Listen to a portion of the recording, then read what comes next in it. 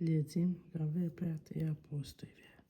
Ndërkaq Sauli që merrte frymë për tjetër, por për tu kërcënuar e për tu vrasje kundër nxënësve të zotërisë, erdhi te kryeprifti e kërkoi prej tij letrat për sinagogat e Damaskut, në mënyrë që nëse do të gjej ndokën të kësaj ulle, burra e gra të mund t'i sjellë në të lidhur në Jeruzalem.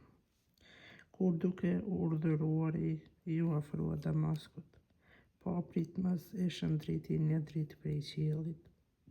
U rrëzua për tokë dhe dëgjoi një zë që tha: Saul, Saul, pse po më salvon? Ai i pyeti: Kush je ti, Zotëri? E ai: Unë jam Jezusi që ti e salvon. Me mirë ngritu e hyrë në qytet dhe atje do të tregohet se çka duhet të bësh.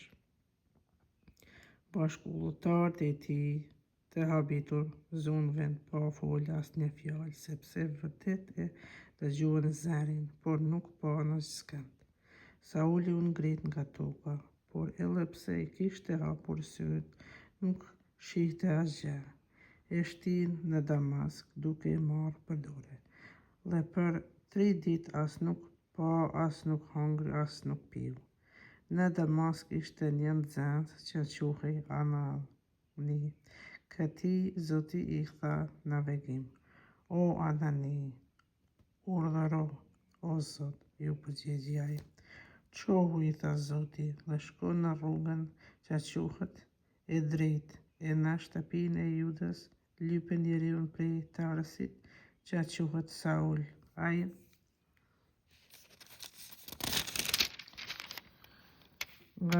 tani po thot urat, dhe e pa në vegim një njeri që quhej Anani duke hyrë tek ai dhe duke i vënë duart për t'ia rikthyer dritën e syve. O Zot, përgjigji Anania, prej shumë kujt kam dëgjuar për atë njeri sa shumë të këqija u ka bërë shëjtër vet të tu në Jeruzalem. Ai ka edhe fuqizimin prej kryepriftërve për të lidhur në hekura të gjithë ata që thrasin emrin tënd. Shko, i përgjigji Zoti, sepse ai është vegla ime, që unë kam zgjedhur për të bërë të njohur emrin tim para popujve të pagan, para mbretërve dhe para bijve të Izraelit. Po unë vetë do t'i tregoj se sa shumë do t'i duhet të besoj për shkak të emrit tim. Anania shkoi, hyri në shtëpi e Juduk. Ai vë duart, i tha: Vëlla Saul, zotëria Jezus që tu diftua në ull, kur ishe duke ardhur këtu, më dërgoi që të rifitosh dritën e syve e të mbushësh me shpirtin shëjt.